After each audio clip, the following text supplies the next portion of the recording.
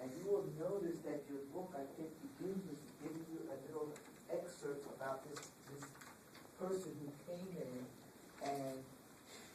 into this country, and he was in New York for about a week, maybe, at the most, and decided he had to go back to China because he could not understand anything people were doing.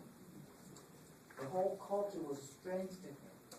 Well, it turned out that this person really was blonde hair and blue eyes. But what had happened is that his parents were missionaries, and they were in China.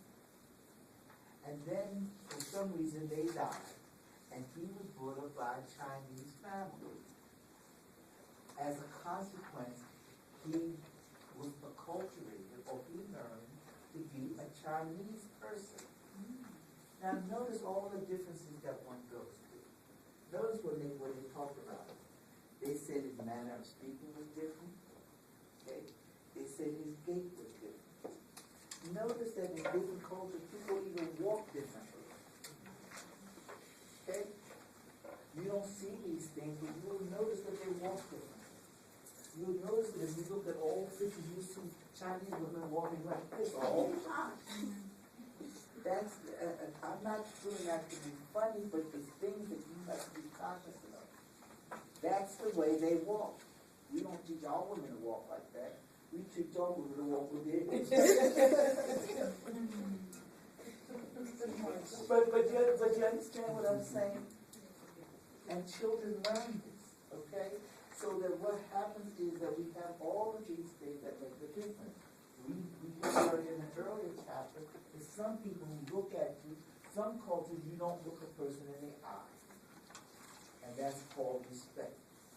In our culture, if you don't look the person in the eye, it says you're hiding something. Okay? That's what the folklore is. Okay? Now, so, we're here. Okay? But notice that what has happened is that even with me, what you're doing is you're developing this generalized other. And once again, you're talking about balancing your life. Okay? Now we're going to move to neurosociology and the brain. The social brain, that is. Now, what is it that one is arguing that the brain does in terms of sociology? What does the brain do? Functions? Functions in which way? Let me just say it.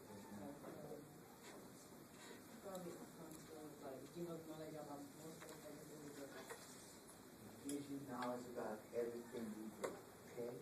So I think your book is arguing that it influences your unconscious and your emotions and your sense of self as well, those things. Does it, do you think it influences your ability to interact with others? Yeah, because I guess some of it has a signal, in a situation like, maybe there's an accident now, or like, even like a season that you can sketch or I know what you're saying. What you're saying is that your brain is the type that will tell you this is dangerous, get away from it. Is that what you're saying? Something like that. Okay. But notice that when it says that you're influencing things, notice it's the same thing that Cooley is arguing. You see that? You see how Cooley is arguing fits into his brain development stuff? Okay?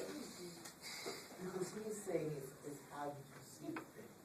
Now what the neuroscientists are saying is that, first of all, they're saying that things like emotional change is biological. Okay? Now, what would Cooley say? Cooley would say that if you went into a doctor's office, you take a different role. And you listen to, you hear things differently.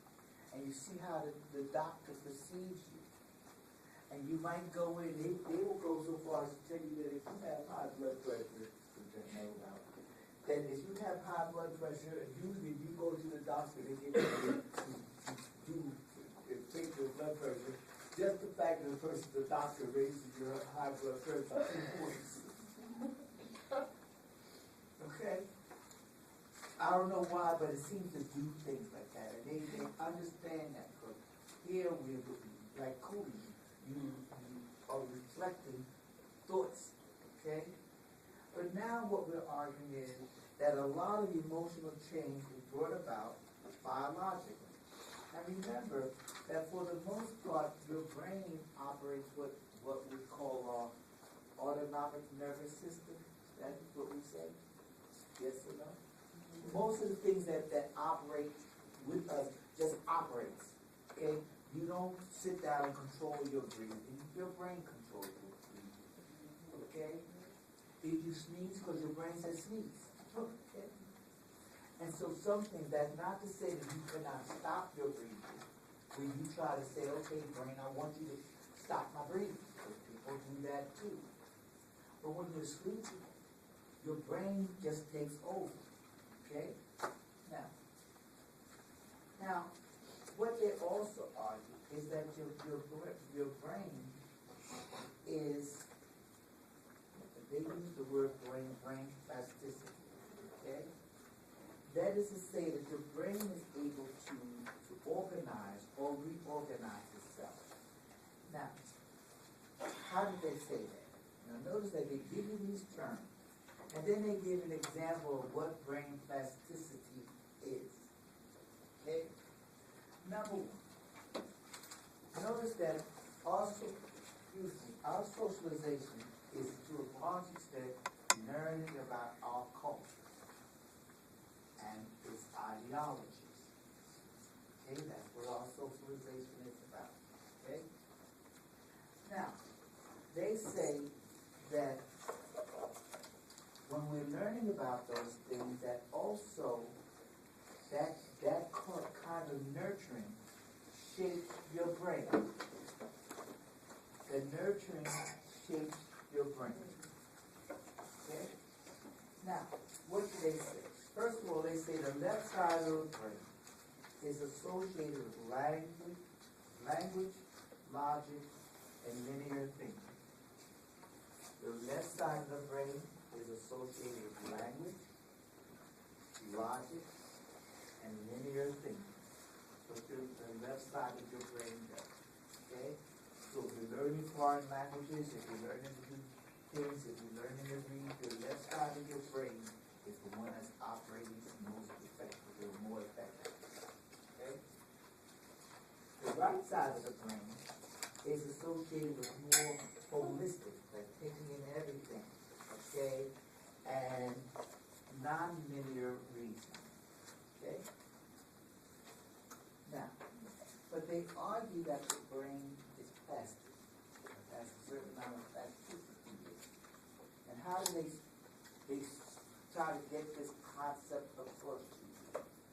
They get it across by giving you an example of the Aboriginal children in Australia and the children who were born of European parents in Australia. Okay? And they discovered that the children who were born of European parents and lived in the cities, they used the left side of their brain for logic and reasoning and things of that nature. Okay? That's what they had to do. So that was better developed. Whereas the people who lived in the outlands and had to hunt and do things like that, they used the right side of their brain for more holistic thinking. That's how they survived. Okay? And they, of course, compared the size of the brains and all of this kind of stuff. And then they turn around and they take some of the children that were living in the outskirts and they brought them into the city. So when they come into the city, something else has to operate because they're no longer using bows and arrows and blue darts and all this kind of stuff. Now they've got to start thinking about how to do things, how to get along inside the urban areas and things of that nature. So there was a shift from the using of the right side of the brain to using the left side of the brain. And what happened is that the in an adaptation. So what they then say is that when they talk about brain plasticity, that's what they mean. That wherever you are, your brain will make an adjustment to say, this is what you have to learn to do. Okay?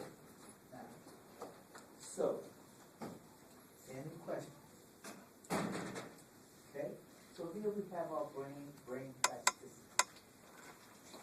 Now, we have talked about Cooley, and we talked about Newton, and now we need to just move on to Foucault. Okay? And Foucault argues, as I can see, is that what we have are what we call regimes of power. And that all this other stuff about how you think and what you do and all this other kind of stuff, that's just talk. Okay? That really the things that make a difference in your life and the things that actually socialize you are these power seats. Okay?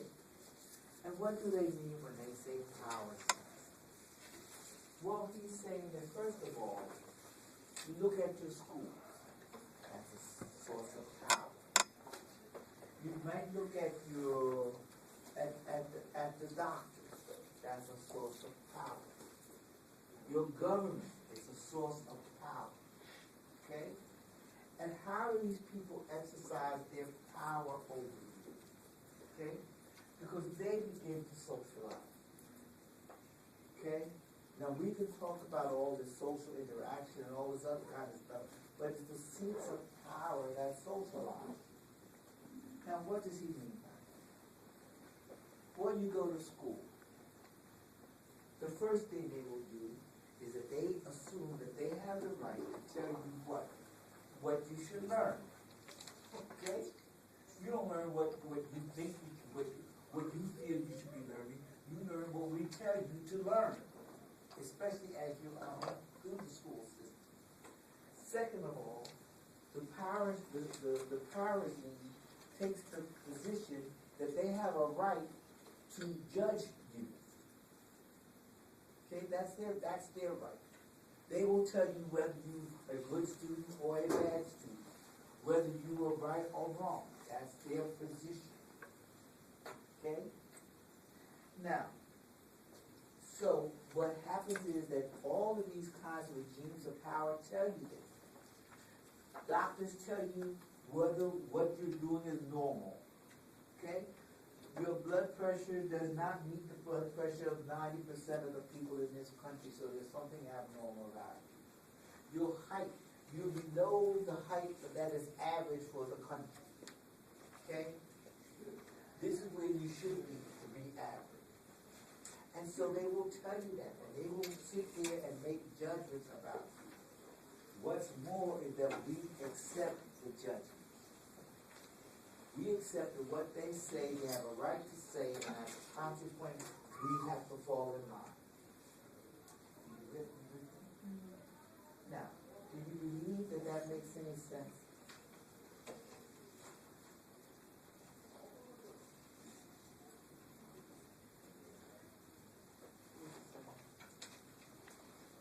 Okay?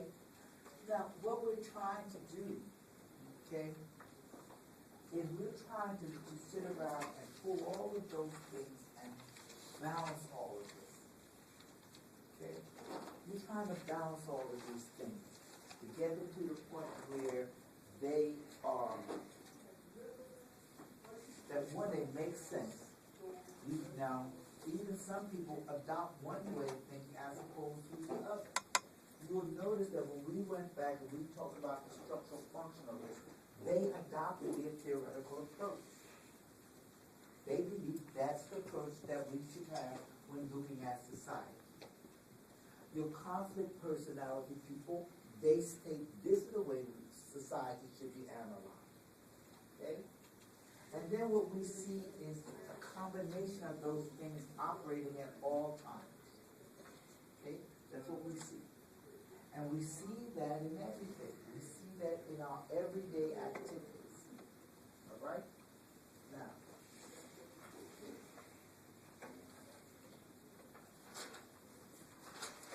do we have any questions or comments, anything